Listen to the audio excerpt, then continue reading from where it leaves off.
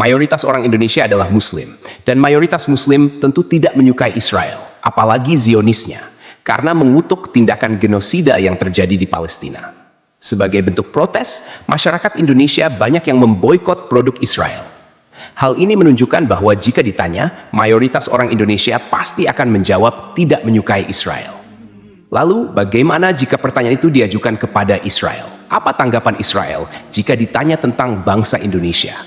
Apakah mereka menyukai kita atau sebaliknya?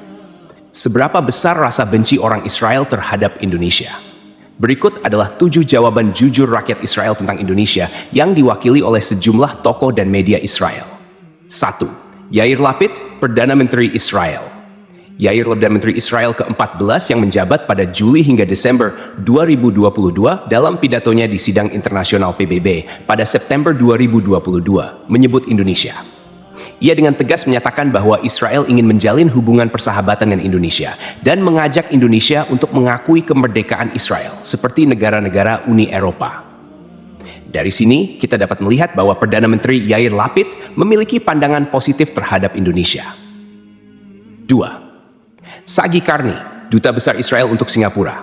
Sagi Karni, yang menjabat sebagai Duta Besar Israel untuk Singapura dari 2019 hingga 2023, memberikan kritik terhadap Indonesia pada Mei 2021 ketika Indonesia, Malaysia, dan Brunei meminta PBB untuk menghentikan serangan Israel ke Gaza. Sagi Karni mengatakan Indonesia tidak jujur dan menyampaikan informasi yang salah. Hal ini menunjukkan pandangan negatifnya terhadap Indonesia. 3. Media The Jerusalem Post. The Jerusalem Post, yang sebelumnya bernama Palestine Post, adalah media yang berbasis di Israel dan Palestina. Media ini pernah menyebut Indonesia sebagai negara yang terbelakang, terutama setelah Indonesia membatalkan rencana menjadi tuan rumah FIFA U20 2023 terkait dengan kehadiran tim Israel. Ini menunjukkan ketidaksetujuan media tersebut terhadap Indonesia. 4. Benjamin Netanyahu, Perdana Menteri Israel. Benjamin Netanyahu, Perdana Menteri Israel sejak Desember 2022, pernah mengungkapkan keinginannya agar Israel bisa menjalin hubungan bilateral dengan Indonesia. Ia menyebutkan bahwa kerjasama antara kedua negara akan memberikan banyak keuntungan bagi Indonesia, menunjukkan pandangan positifnya terhadap Indonesia. 5. Isaac Herzog. Isaac Herzog, Presiden Israel, mengungkapkan kekecewaannya terhadap Indonesia setelah Indonesia menolak timnas Israel U20 untuk bertanding di Indonesia. Herzog menyebut ini sebagai keputusan yang salah dan fatal, yang menunjukkan bahwa ia tidak terlalu menyukai Indonesia. 6. Dalam sebuah video yang dibagikan oleh TikToker, seorang tentara Israel terlihat memberikan penghormatan terhadap Indonesia, meskipun mengetahui hubungan kedua negara tidak baik.